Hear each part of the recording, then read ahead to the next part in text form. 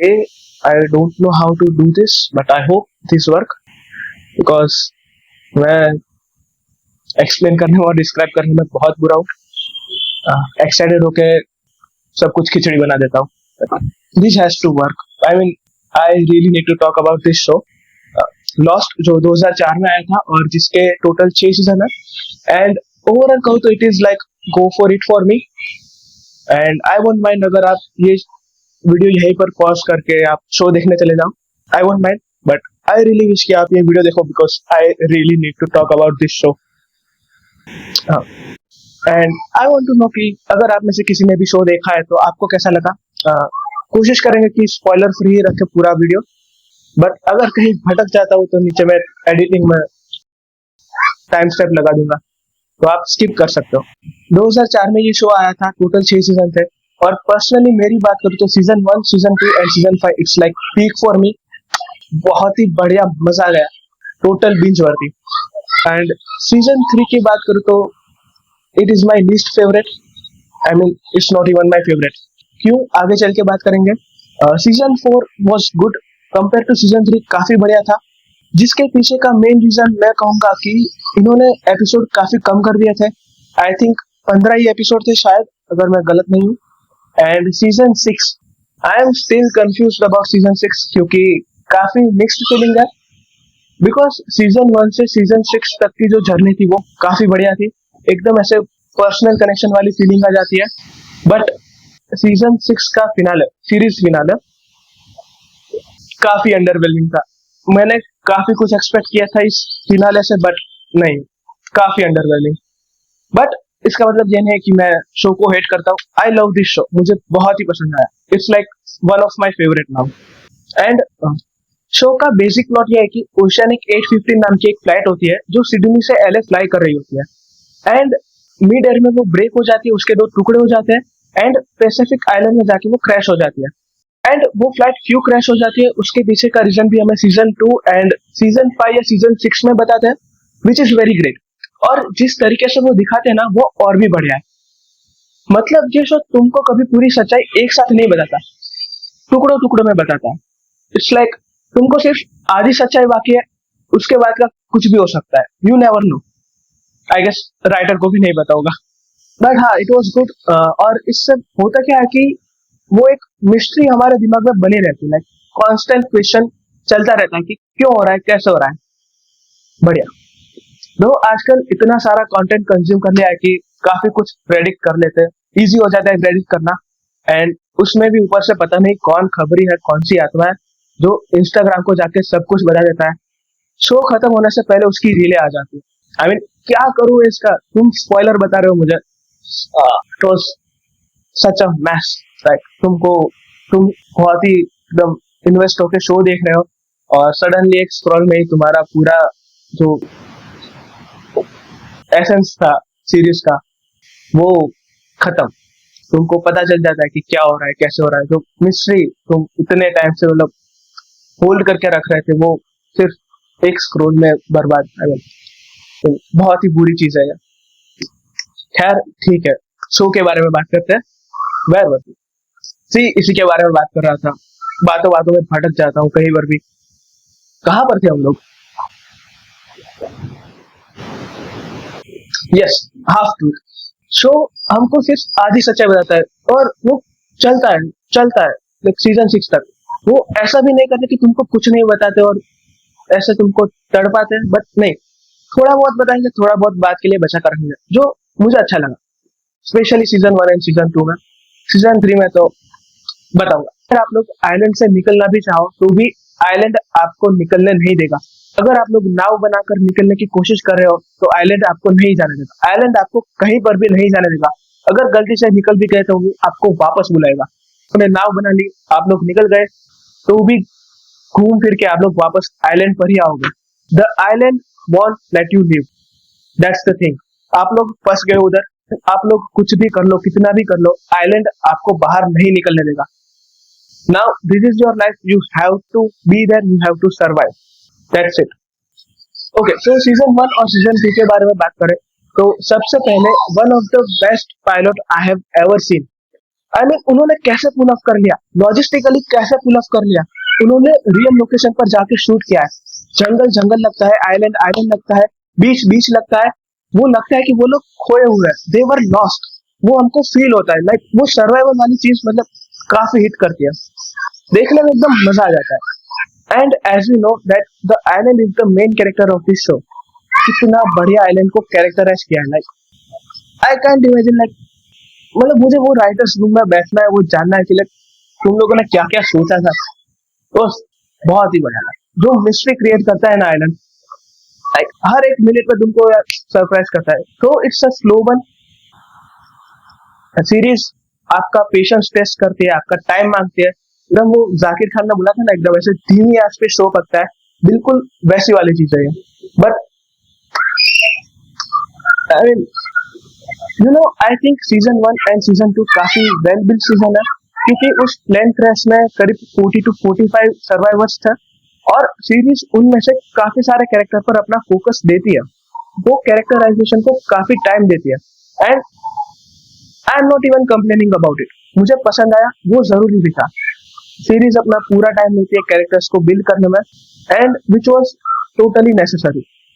उसके बिना हम उसे कनेक्ट कर ही नहीं पाते। एंड इतने सारे ह्यूमन कैरेक्टर्स होने के बावजूद भी the island was the main character of this show. And I have to say the way they have build mysteries around the island was, yes, the island जहां पर वो प्लेन क्रैश हुआ, जो survivors वहां पर है, वो एक मिस्टीरियस आइलैंड है।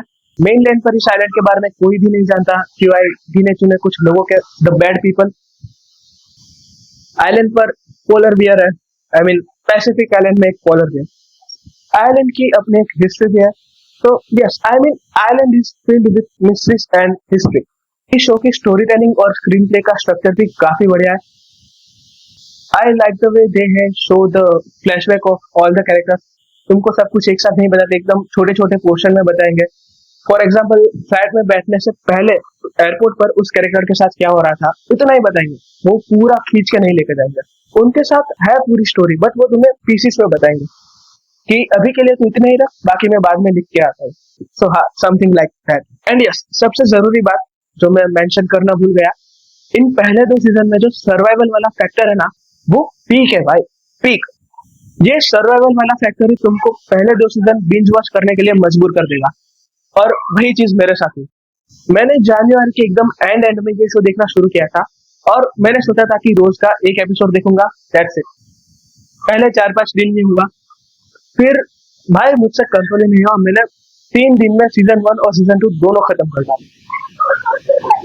भाई वो मजा था ना भाई वो जो 3 दिन निकले थे ना, मजा आ गया। And yes, I have to talk about this character. आपने इनको फ्रॉम में देखा होगा, एंड मैंने फ्रॉम में इनको जितना पसंद नहीं किया होगा ना, उससे ज्यादा मैंने नफरत की इनको लॉस्ट में। जब भी ये स्क्रीन पर आता है ना, मेरा मुंह बिगड़ जाता था, लाइक क्यों आया तू स्क्रीन पर। एंड उसमें भी सीजन 2 के एंड में ये जो करता है ना हैच ना, लाइक मैं पागल हो गया था। इतनी नफरत, सिर्फ और सिर्फ नफरत, that's it. And yes, hatch, आपको हैच के बारे में बताना तो रह ही गया। हैच हमको सीजन 2 में इंट्रोड्यूस करवाई जाती है, जिसके साथ साथ हमें धर्मा इनिशिएटिव के बारे में भी पता चलता है कि आइलैंड पर क्या हो रहा है।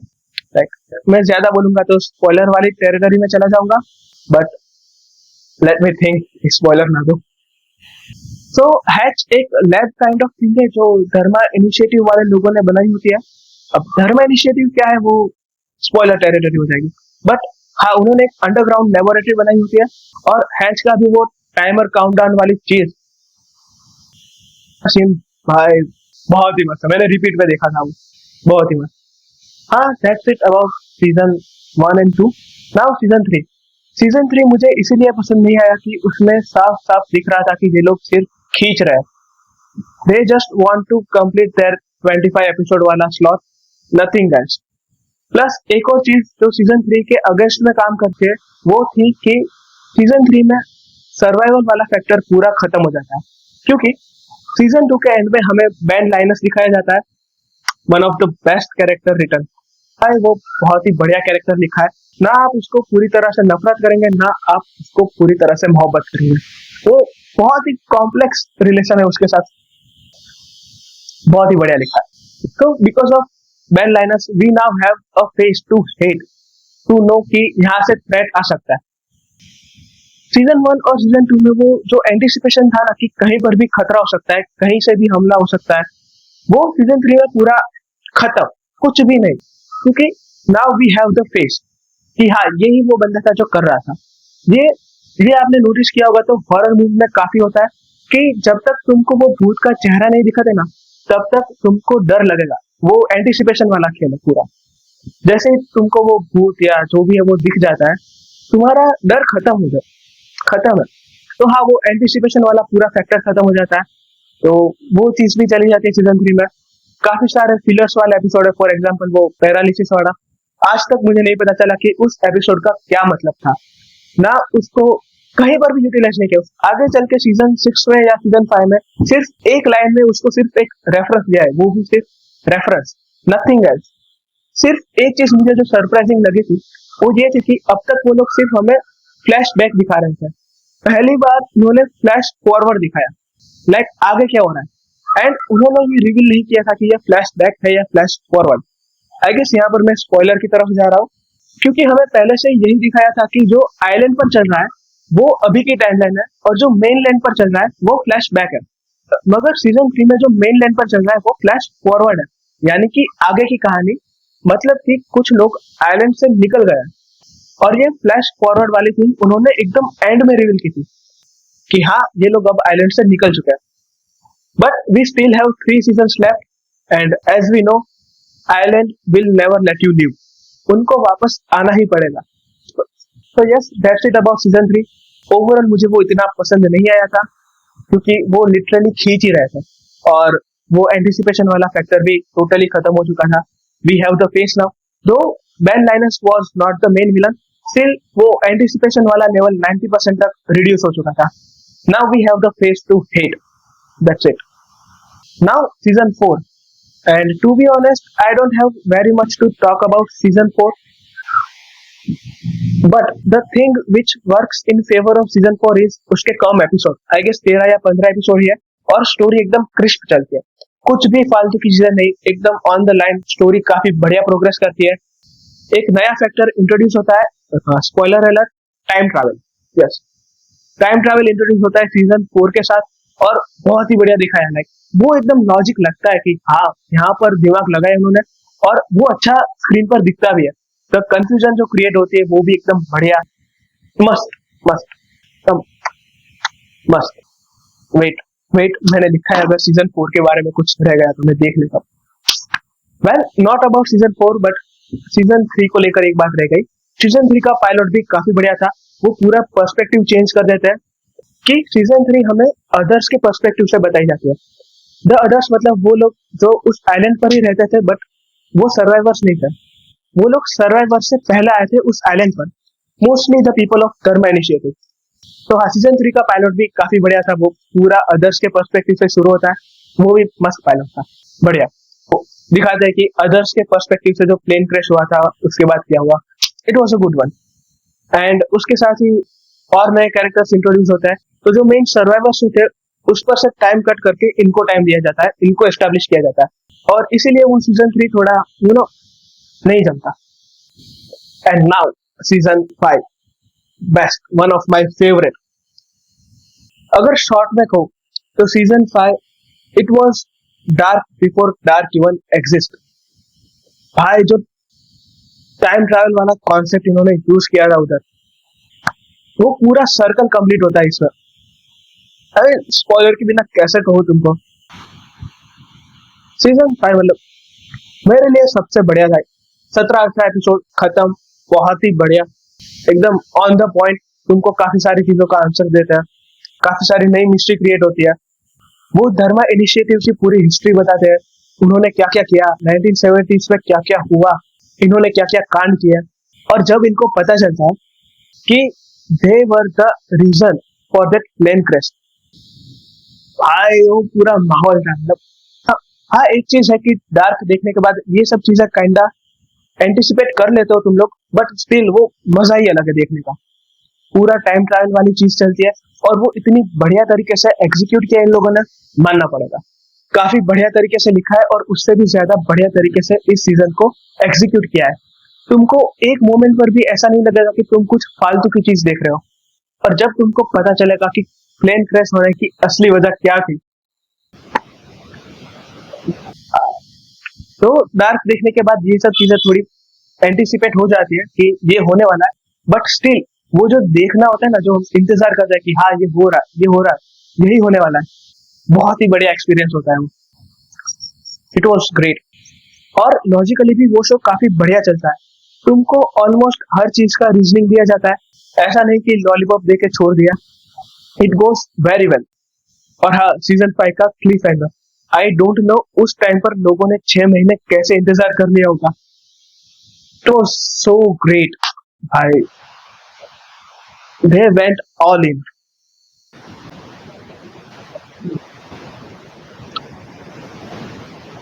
मैं जोन आउट होके शो में चला गया, मुझे वापस से देखना पड़ेगा season 5। It was too good, I have to say, it was too good. Now season 6 अच्छा सीजन था, I won't lie, but finale में वो इजी चले गए। वही typical black and white, light and dark, वो वाले इजी रास्ते पर चले गए, rather than showing something different और बेटर। मुझे लगता है कि और अच्छा हो सकता था, डेफिनेटली अच्छा हो सकता था, but they choose not to. मैं ये नहीं कहूंगा कि वो लोग लेजी चले गए, बट हाँ उन्होंने इजी रास्ता चूज किया। They choose emotions, characters and personal connection rather than choosing logic and all stuff। वही चीज जो स्ट्रेंजर थिंग्स में हुई, हम लोग क्वेश्चन करते रहे कि आखिरी फाइट में डेमोडॉग्स डेमो बैट्स कहाँ थे, and Duffer brother choose to show the emotions वाला थिंग। और वही चीज यहीं पर भी हुआ कि उन्होंने ये सब चीजें साइड में छोड़ दी जो उन्होंने पहले से बिल्ड करके रखी थी, आइलैंड, उसकी मिस्ट्री। ऑफ कोर्स उन्होंने आंसर्स दिए हैं, बट वो लास्ट में ऐसा लगा कि उन्होंने छोड़ दिया सब कुछ और इमोशंस वाले रास्ते पर आ गए कि हाँ इमोशंस पर खेल लेंगे। और अच्छा खेला भी उन्होंने, वो फील करा देते हैं। बट उसमें भी मेरा एक डाउट है, अगर ओके यहाँ पर तो सब यहाँ पर तो सब स्पॉइलर ही है। सो मेकर्स ने ये कहा कि पहले सीजन में हमें फ्लैश बैकवर्ड्स दिखे थे, तीसरे सीजन में हमें फ्लैश फॉरवर्ड्स दिखे, और सीजन 6 में हमें फ्लैश साइडवेज दिखे। बट वो फ्लैश साइडवेज अल्टरनेट टाइमलाइन नहीं है। I mean how? अगर देखा जाए तो दोनों मोर और लेस एक ही चीज है, फ्लैश साइडवेज बोलो या फिर अल्टरनेट टाइमलाइन। कि अगर वो प्लेन क्रैश ना हुआ होता तो वो सर्वाइवर्स की लाइफ कैसी रही होती, वही तुम फ्लैश साइडवेज में दिखा रहे हो, बट वही चीज को हम अल्टरनेट टाइमलाइन भी तो कह सकते हैं। डिफरेंस क्या है? आई एम स्टिल वंडरिंग कि मुझे नहीं पता कि अगर आप में से किसी को डिफरेंस पता हो तो प्लीज कमेंट्स में लिख दीजिएगा। And yes, maybe unpopular opinion, but I didn't like the way they treated John Locke's character. I know it was different soul and all kind of thing, but face तो वही था। तो हाँ, मुझे नहीं पसंद आया। मे बी उस टाइम पर वो काफी वो माइंड ब्लोइंग वाली चीज कर दी होगी उन्होंने, बट आज के टाइम पर नहीं, काफी देख लिया ये चीज। I think that's it for today. Still there is a lot more to talk about this show. काफी कुछ बचा है बात करने को। अभी तो हमने कोई भी कैरेक्टर्स के बारे में बात नहीं की, क्योंकि मुझे लगा कि वो स्पॉइलर वाली टेरिटरी में चला जाएगा। बट हाँ, काफी कुछ बचा है बात करने को, आगे टाइम मिलेगा तो जरूर करेंगे। तब तक आप लोग बताएं कि आपके क्या ओपिनियन है इस शो को लेकर और इस वीडियो को लेकर भी। अगर आपको वीडियो अच्छा लगा तो लाइक, शेयर एंड सब्सक्राइब।